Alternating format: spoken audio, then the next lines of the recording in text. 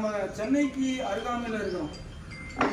எந்த பிரச்சனையானாலும் அவங்கள மையப்படுத்தி தான் பேசுறாங்க சொல்லி இது ஒரு பெருமை. ஏன்னா டிஜிட்டல் சர்வேன்றது ஒரு முழுமையான கணக்கெடுப்பு இல்லை.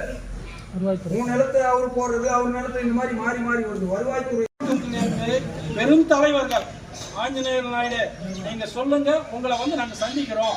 நீங்க எங்க மீட்டிங் வச்சாலும் உங்களோட நாங்க பயணிக்கிறதுக்கு தயாரா இருக்கிறோம். ஒரு அப்படி ஒரு நடந்துகிட்டே எல்லாரும்.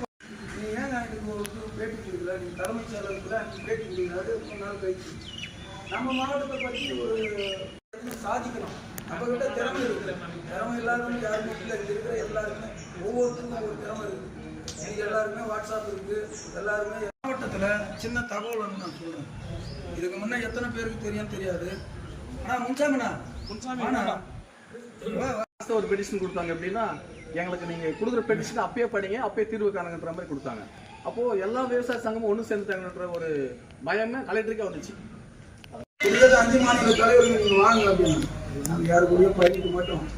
ஏன்னா ஒரு வாட்டி தான் நம்ம ஒரு இது பார்க்கணும். உங்களுக்கு நாங்கள் ஆதரவு அனுப்போம், நீங்களும் எங்களுக்கு ஆதரவு ஆயிடுச்சு. எங்களுக்கு ஒரு பிரச்சனைங்கும் போது நீங்கள் எல்லாருமே வாங்க. கிட்டத்தட்ட 10 மாநில தலைவரை வச்சு ஒரு பிரம்மாண்டமான மீட்டிங் ஒன்று போகணும்னு தான் நாங்களும் திட்டமிட்டு இருக்கிறோம். இது எல்லாரும் நீங்கள் ஒத்துழைக்கணும். உங்களை கனிவாக கேட்டுக்கிறேன். இந்த விஷயத்தில் உங்கள் கருத்து ஏதாவது இருந்தால் எல்லாரும் சொல்லுங்கள். மாட்டாங்க. நம்ம ஒற்றுமை இருந்தோம்னா லாஸ்ட் ஒரு கூட்டத்தில் எல்லாரும் போயிட்டு எங்களுக்கு இந்த மாதிரியான கூட்டம் வேணும், இந்த மாதிரியான படிக்கிறக்கூடிய முன்மொழி வேணும்னு சொல்லிட்டு கொடுக்கும்போது அதே கலெக்டர் வந்து ஒரு பிரமிச்சு போயிட்டாரு. ஏன்னா யார் முதல் பேர் ஒரு பெட்டிஷன் கொடுத்தாங்க. எப்படின்னா, எங்களுக்கு நீங்க கொடுக்குற பெட்டிஷன் அப்பயே படிங்க, அப்பயே தீர்வு காணுங்கன்ற மாதிரி கொடுத்தாங்க. அப்போ எல்லா விவசாய சங்கமும் ஒன்று சேர்ந்துட்டாங்கன்ற ஒரு பயமே கலெக்டருக்கே வந்துச்சு. அவர் வந்து எங்கேயுமே அவரை ஈடுபடுத்துறதில்ல, எதுவுமே பேசுறதில்லை. அந்த ஆடியோவை எல்லாரும் கேளுங்க. ஏன்னா அது உண்மை. அந்த ஆடியோவை கொஞ்சம் போட்டுட்டாங்க. ப்ரெஸ்ஸுக்கு தேவை. இப்போ அண்ணன் வந்துட்டு கட்சி நடத்தல, ஃபண்டு கொடுத்து கட்சி நடத்தல, சங்கம் நடத்துறாங்க. இல்லை அவரு என்ன வெளியே அப்புறம் பிடிச்சிட்டு வந்ததில்லை. வீடியோ பார்த்ததில்லை, கேட்டதில்லை. அவர் இல்லைன்னா அந்த பொதுவில் இல்லை, இருக்கு அந்த பயிர் இல்லை. அதை